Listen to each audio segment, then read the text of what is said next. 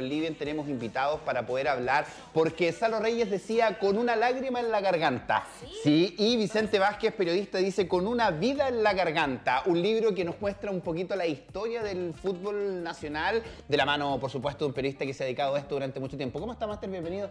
Muchas gracias por la invitación, estoy muy contento acá en Concepción, no había estado conscientemente, había estado muy chico, así que ahora al fin puedo ver y reconocer y sentir ese frío, esa humedad tan rica de Concepción. Bueno, cuéntanos, porque nos visitas del norte de nuestro país, ¿cierto? Donde se empieza a gestar precisamente todo lo que tiene que ver en este libro, ¿no?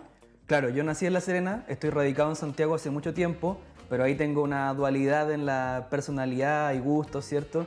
Tengo mucha inspiración en el Valle del Elqui, evidentemente en Gabriela Mistral para inspirarme y crear diferentes cosas. Y en este caso, Una vida en la garganta, que claro, tiene cierta conexión ahí con la canción tan exitosa de Salo Reyes, tiene que ver con esta expresión, el desahogo de los hinchas y cómo esta cultura futbolística va permeando en diferentes temáticas. Porque este libro, uno podría decir, sí, son historias de fútbol, como en el engrudo especial, ¿cierto? Esta pintura de base del óleo, pero en realidad hablamos de diferentes cosas, relaciones familiares, hablamos también incluso de política, de cultura, las brechas de géneros, hay diferentes temas puestos a través del fútbol con relatos que son de ficción, y es una ficción verosímil. ¿Y qué significa esto? Que contamos historias que uno tiene esa duda si son ciertas o no, o qué tan reales son, o qué dato con el que me estás mintiendo, o un poco falseando esta realidad para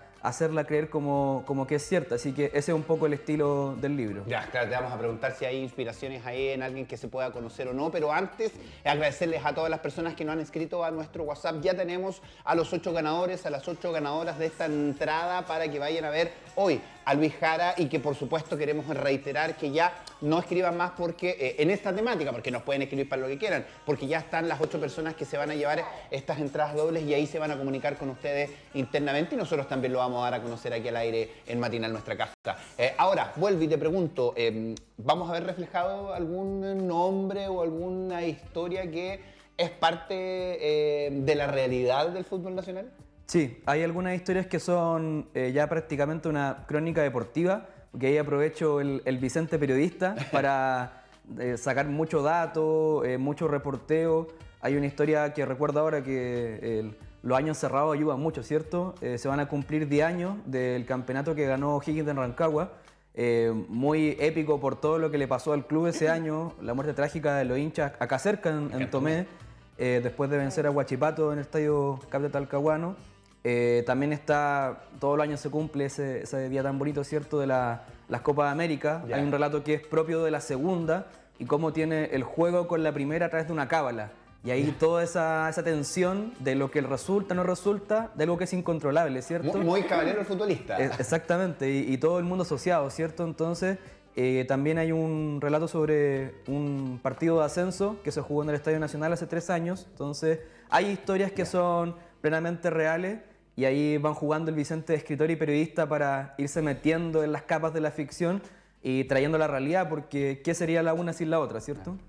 Sí, Vicente, a mí me gustaría preguntarte, porque acá en la contraportada, ¿cierto?, nos planteas una serie de preguntas que tienen que ver más bien con la pasión del hincha, ¿no? Sí. ¿Qué sería del fin de semana sin algún partido para disfrutar? ¿Viviría el fútbol sin aquellos personajes entrañables y absolutos protagonistas?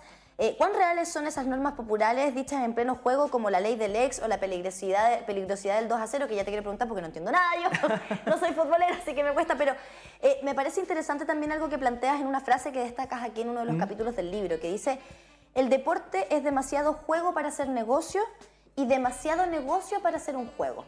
Y yo creo que ahí podemos centrarnos un poquito también en lo que sucede con el fútbol nacional al día de hoy, ¿no? Mucho se habla de lo que está pasando en los estadios, de muchas veces la violencia con la que llegan los hinchas a increpar a sus jugadores, a los cuerpos técnicos, pero más bien también a los que están ahí arriba. A los que se dice son los que manejan el negocio finalmente del deporte, en este caso el fútbol. ¿Hablas un poco de eso acá? ¿Se trata de alguna manera? Sí, el libro está dividido en 6 capítulos y hay uno que es propiamente muy vinculado a esta relación económica del fútbol con las esferas de poder, ¿cierto? De hecho, el primer relato de ese capítulo es sobre una historia media tragicómica entre un representante y 2 jugadores jóvenes.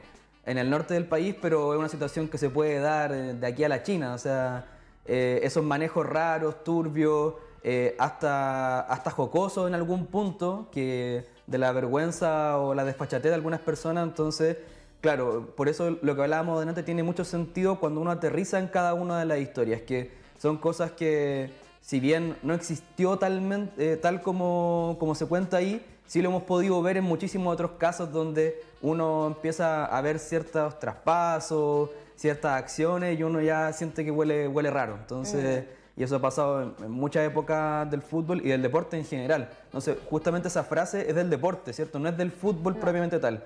Esas autoras estadounidenses hicieron esta relación entre cómo se gesta el deporte como tradición, como cultura, como forma de vivir, y cómo el profesionalismo la ha ido llevando a este lugar medio oscuro de que, claro, es demasiado juego y demasiado niño, por decirlo así, para hacer negocio, y ya es demasiado profesional, demasiado grande para hacer solamente un juego. Es una dualidad complicada. Claro, porque en el norte, en Norteamérica particularmente, será el béisbol o el fútbol americano. Acá la realidad nacional y local es el fútbol, el que mueve más masas, por ende más lucas. Sí, claro. Sí. Y bueno, yo hace poquito, perdón la autorreferencia, pero me junté con unos amigos de la infancia allá de Chillán.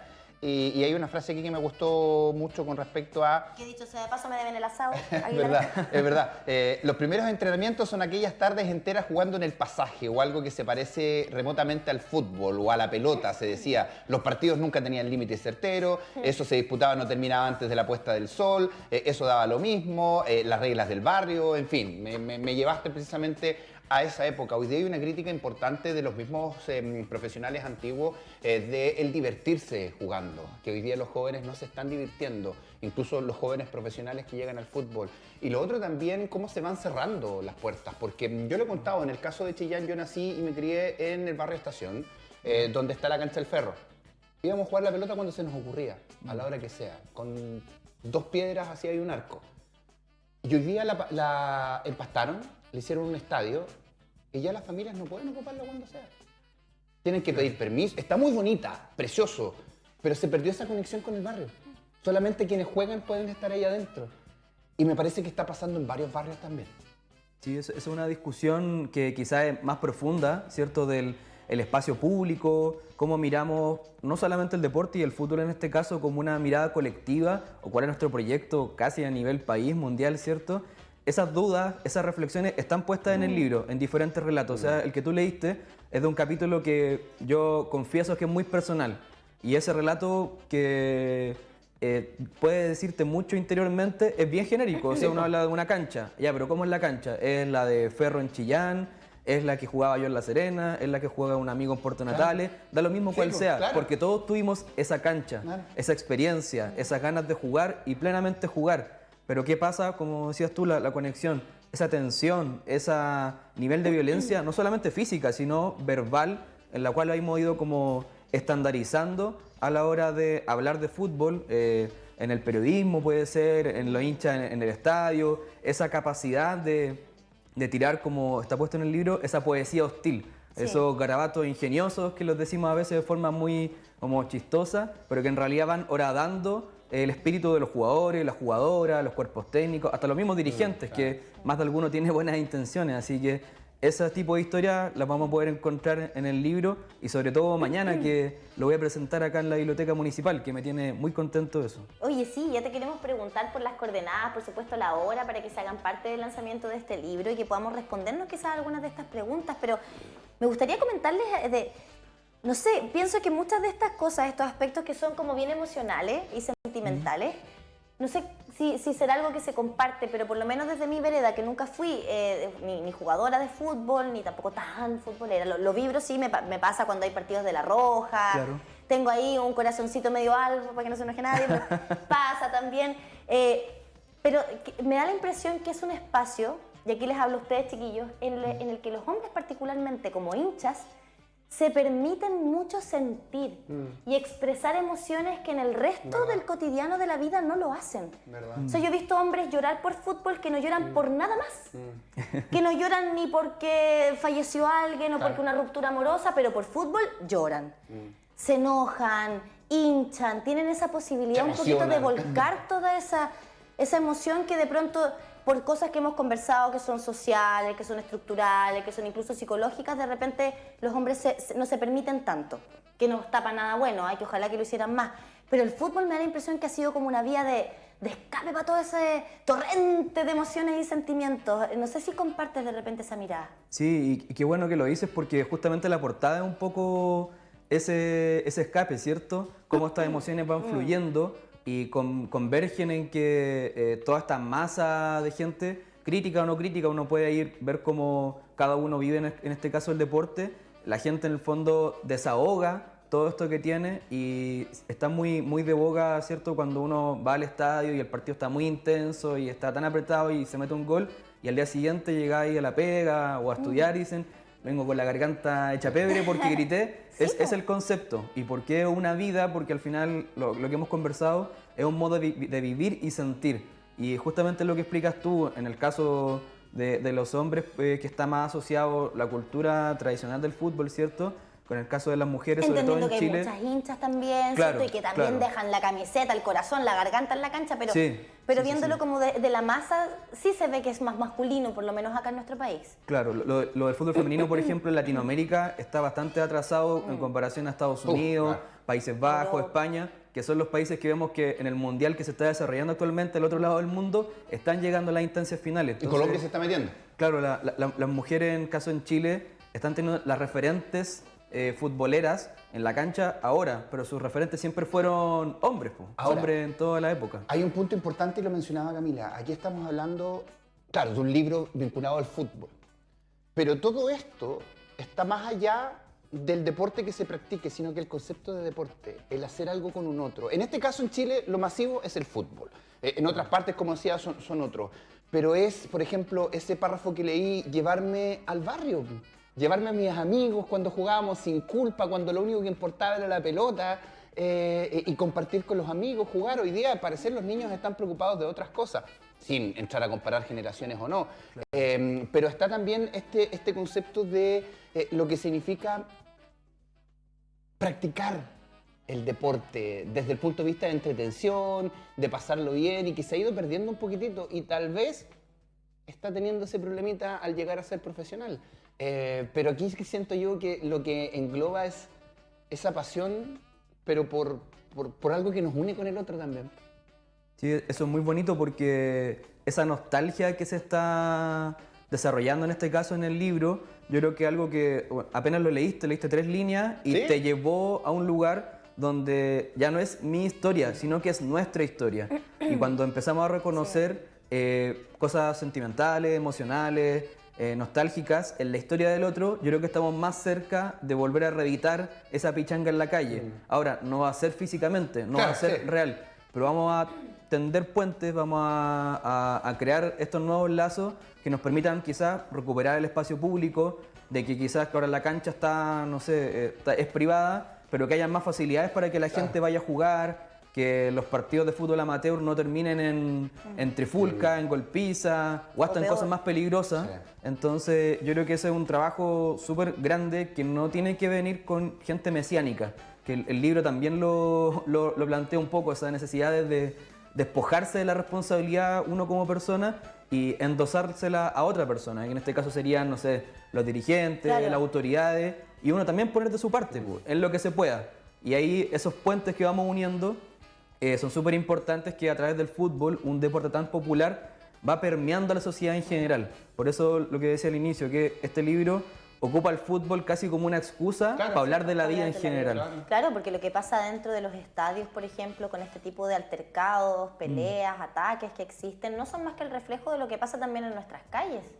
Hoy día nos encontramos en una sociedad que está mucho más violenta, lamentablemente, en todo ámbito, ¿no? Y se refleja también en lo micro, si se quiere, dentro de un estadio, que es enorme, que hay mucha gente, pero evidentemente es una fracción nada más de la población.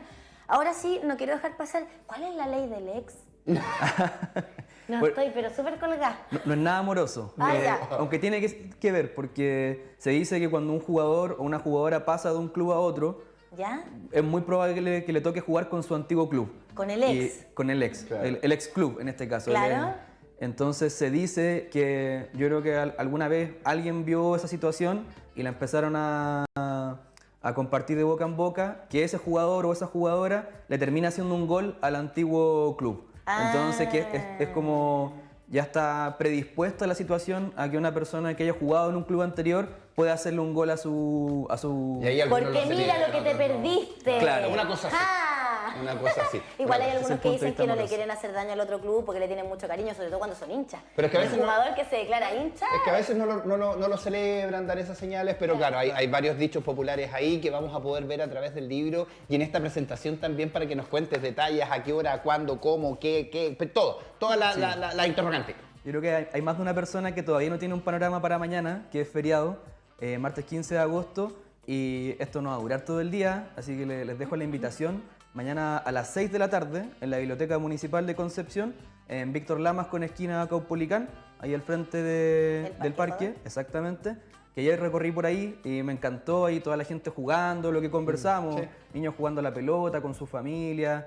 Fue algo muy hermoso, entonces espero ver esa misma aura en la presentación que va a hacer en la Biblioteca Municipal mañana a las 6 de la tarde.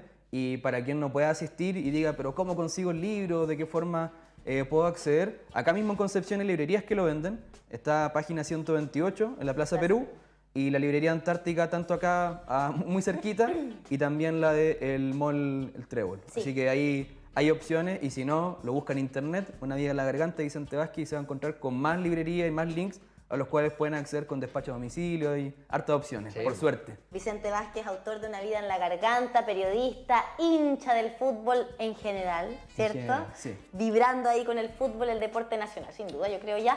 Gracias por habernos acompañado. No, gracias a usted.